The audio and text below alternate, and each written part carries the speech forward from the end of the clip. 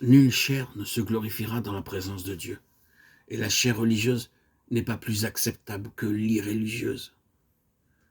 Beaucoup s'efforcent d'atteindre un niveau de satisfaction spirituelle ou de faire le service de Dieu, avec les ressources de leur intellect, de leur volonté, de leurs sentiments, de leur raison, de leur énergie, de leur passion.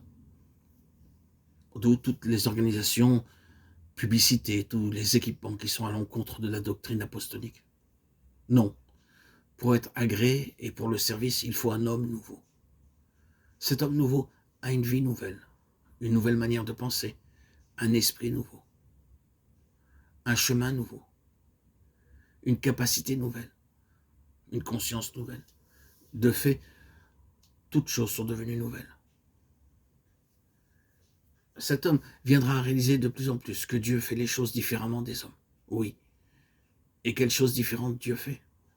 Les objectifs de Dieu, les méthodes de Dieu, les moyens employés par Dieu, l'heure de Dieu, sont une éducation et souvent une discipline pour cet homme en Christ, jusqu'à ce que le vieil homme soit bien crucifié.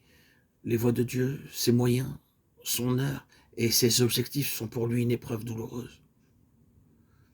Et soit il se révoltera et abandonnera, soit il descendra dans les profondeurs voulues par Dieu.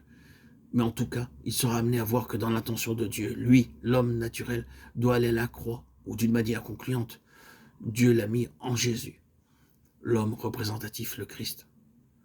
Le toucher de l'homme naturel sur les choses de l'esprit amène mort et désolation.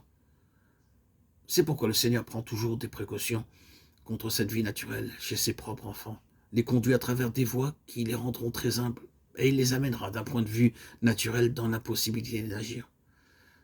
Dieu mit une écharpe dans la chair de Paul, par précaution contre le soulèvement de sa vie d'âme dans l'exaltation, de sorte qu'il ne puisse y avoir plus tard aucune interruption, mais plutôt un accroissement d'utilité spirituelle. Nous avons une connaissance très limitée de nos propres sources naturelles d'action, les motifs, la nature de nos désirs, même pour des bénédictions spirituelles, les intérêts personnels dans le royaume de Dieu, le besoin irrésistible de posséder, d'être satisfait, d'avoir de l'influence, d'être reconnu, d'être indépendant et une multitude d'autres éléments de notre constitution. Le Seigneur sait combien toutes nos sources de vie et d'expression sont empoisonnées et corrompues.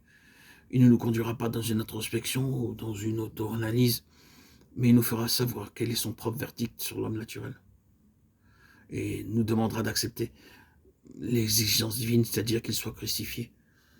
Lorsque par la foi dans sa parole et son jugement, nous acceptons ainsi la croix, il commence alors à opérer cette mort en nous. Et nous comprenons de plus en plus qu'elle est nécessaire. Alors nous refusons de marcher autrement que dans l'esprit, en nous appuyant sur le fait que Dieu nous a crucifiés en Christ. J'ai été crucifié avec Christ, ce n'est plus moi qui vis, mais Christ qui vit en moi. Galates 2:20.